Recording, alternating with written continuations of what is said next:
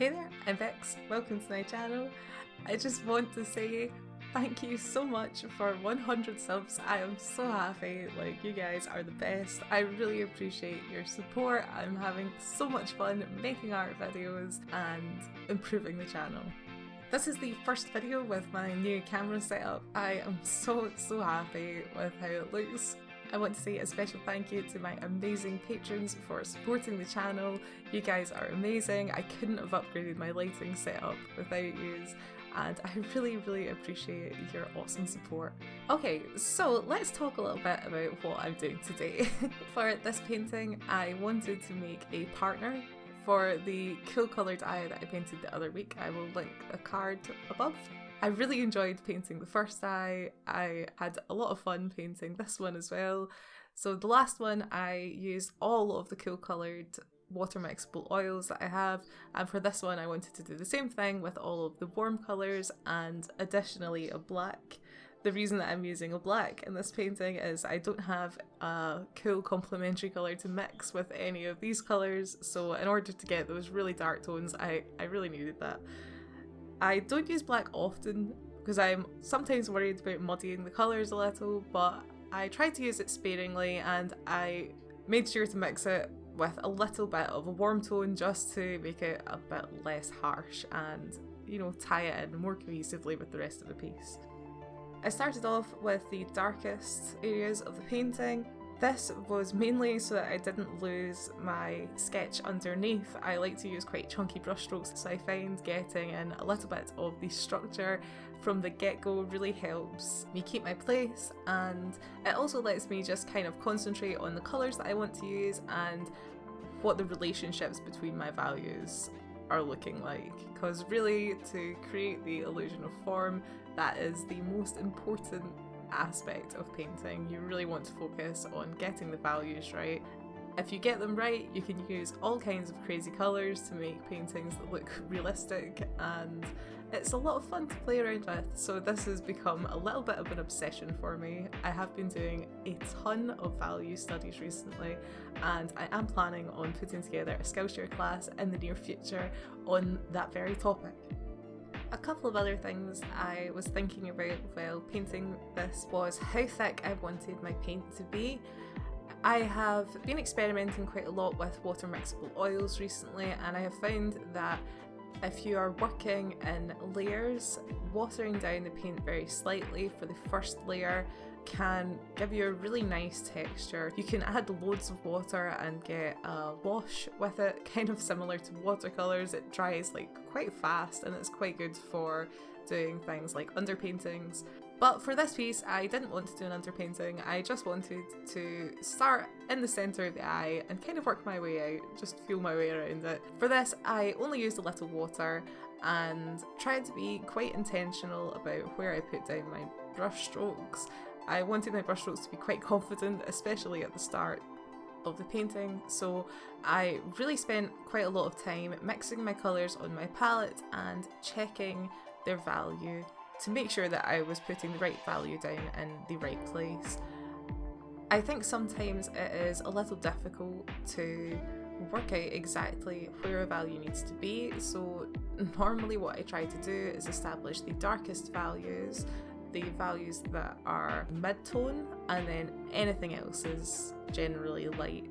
A good way to see this if you're looking at a reference image is if you squint your eyes, it almost kind of blurs the image. This makes it easier to identify which areas are light, which areas are dark, and really simplifies things. There are also a couple of good programs for doing this. Photoshop has a tool called the cutout filter, which you can apply over your image, and it really simplifies the shapes, separates them, and makes it very easy to see the abstract shapes and values that make up your reference picture. You can also use the Gaussian blur tool to achieve a similar effect to squinting your eyes.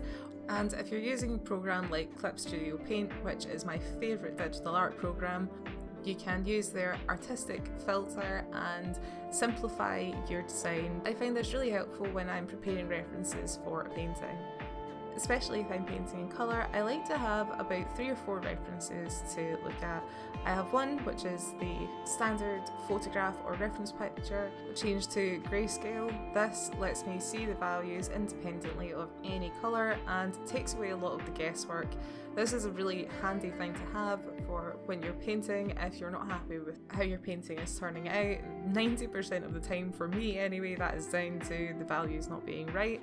So what I like to do is take a photograph of my painting and compare it to my black and white reference image. You can actually take this one step further if you find it helpful. You could print off a grayscale and mix the colours on your palette, checking them with photographs to see how light or dark they are compared to your grayscale, and you could actually plan out your whole painting in advance this way if you wanted to. I am not that methodical, although I could see the benefit of that approach. I kind of hope that in time my process will get to that level where I am better organised, but hey ho, only time will tell. I doubt it.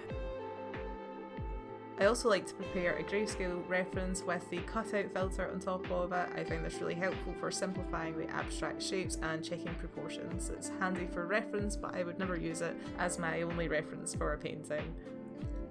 And the other 2 references I like to have is if I'm painting in realistic colours, I like to have a picture of my reference with those colours bumped up. I've noticed that sometimes very, very subtle colours only really appear when you bump up the saturation, and because I love to play with colour so much, this always kind of excites me to find those hidden colours, and I always try to incorporate them in my work.